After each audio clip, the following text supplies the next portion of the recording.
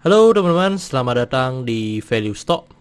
Hari ini saya akan membahas analisa fundamental saham Akra kuartal keempat tahun 2020. Oke, ini disclaimer-nya. Yang pertama, ini merupakan sharing analisa fundamental, bukan ajakan beli jual ataupun hold suatu saham, dan keputusan investasi ada di tangan teman-teman selaku investor.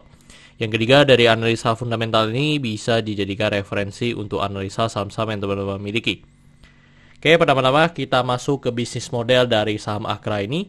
Untuk kegiatan usahanya bergerak di bidang usaha logistik dan perdagangan dan distribusi BBM dan bahan kimia dasar.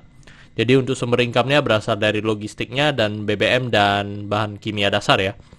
Untuk segmen usaha atau marketnya di Indonesia, terkait kasus hukum, saya membuat video ini, saya tidak menemukan adanya kasus hukum yang terkait dengan Akra. Untuk kepemilikan sahamnya dimiliki oleh PT Arta sebesar 59,6%, masyarakat sebesar 38,72%, dan sisanya treasury sebesar 1,68%. Dan teman-teman, kita bisa lihat dari segi pendapatannya dari 2014 sampai 2020 cukup fluktuatif ya, yang dimana memang perusahaan Akra ini bergerak di bidang komoditas.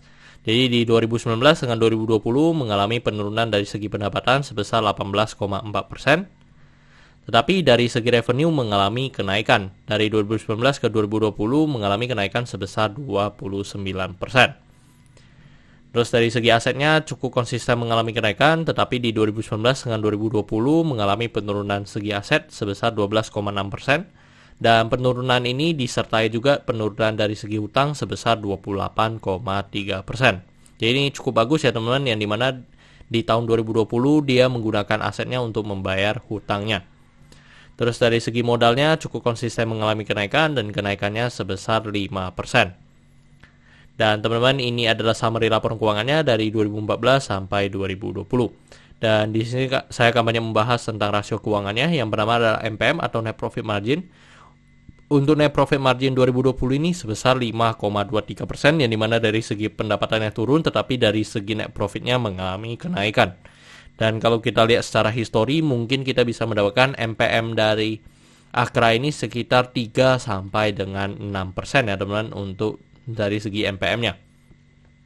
Terus dari segi EPS-nya di 230 dan membuat pernya menjadi 13,93 kali. Jadi ini disebabkan karena mengalami kenaikan EPS tetapi dari segi harga mengalami penurunan.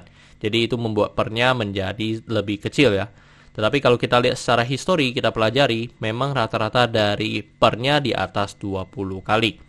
Terus untuk dari segi book value-nya di 2640, dan kalau kita bandingkan dengan harga sekarang di 3210, maka kita bisa mendapatkan PBV-nya di 1,22 kali.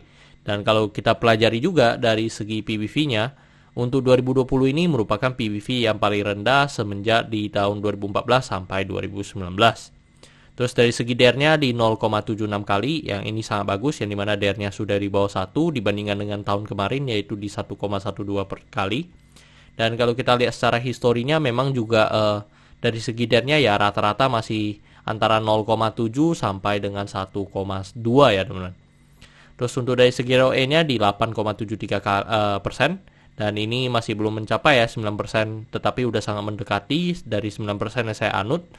Dan kalau kita lihat secara historinya, memang rata-rata juga cukup fluktuatif ya, yang dimana dari net profitnya juga cukup mengalami fluktuatif, tetapi masih bisa dikategorikan masih sangat bagus untuk saham Akra ini. Terus untuk ROA-nya di 4,95%. Oke teman-teman, saya membuat video ini untuk harga saham Akra di 32110, dan dari analisa fundamental saya bisa mendapatkan nilai intrinsiknya sekitar 3.400. Jadi masih memiliki margin of safety 6%. Dan ini adalah kesimpulannya. Yang pertama dari produk dan jasa saya berikan oke karena saya melihat perusahaan ini mampu bertahan 5-10 tahun ke depan. Untuk GCG saya berikan oke karena memiliki pemegang saham mayoritas dan tidak memiliki kasus hukum. Untuk revenue dan net profit saya berikan oke karena dari segi pendapatannya turun tetapi dari segi net profitnya mengalami kenaikan. Dan di masa pandemi seperti sekarang. Jadi ini nilai plus ya untuk saham Akra ini. Untuk dari segi aset saya berikan oke karena walaupun mengalami penurunan tetapi penurunannya juga disertai dari penurunan liability. Jadi saya berikan oke ini pada aset. Untuk liability saya berikan oke karena DER-nya sudah di bawah 1.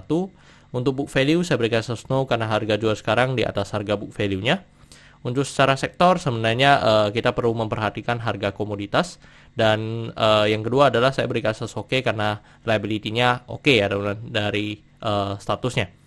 Untuk ROE saya berikan status no karena masih di bawah 9% atau 2 kali bunga deposito SI annual, tetapi masih bisa jadi consideration ya teman. Untuk dari segi margin of safety saya berikan status oke karena masih positif. Untuk dividen saya berikan status oke karena selama 5 tahun terakhir untuk Akra ini masih sangat royal membagikan dividen kepada investornya. Oke teman-teman, jadi kesimpulan sekarang adalah 9/11, dan pertanyaannya adalah apakah saya akan membeli saham Akra ini? Tidak ya teman-teman. Walaupun secara fundamentalnya masih sangat bagus, tetapi secara valuasi sudah sangat mendekati fair value-nya. Jadi saya sudah tidak menarik lagi terhadap saham ini. Oke teman-teman, saya rasa cukup sekian untuk video kali ini. Jangan lupa untuk like dan subscribe. Jangan lupa juga untuk follow saya di Instagram saya di Royken13. Dan teman-teman, saya ada membuat grup Telegram, jadi teman-teman bisa join grup Telegram saya di Value Stock. Untuk linknya teman-teman bisa dapatkan di deskripsi di bawah. Dan jika teman-teman ada kode saham yang ingin saya buatkan analisa seperti ini, silahkan tinggalkan di kolom komentar untuk kode sahamnya. Oke teman-teman, see you in the next video. Bye-bye.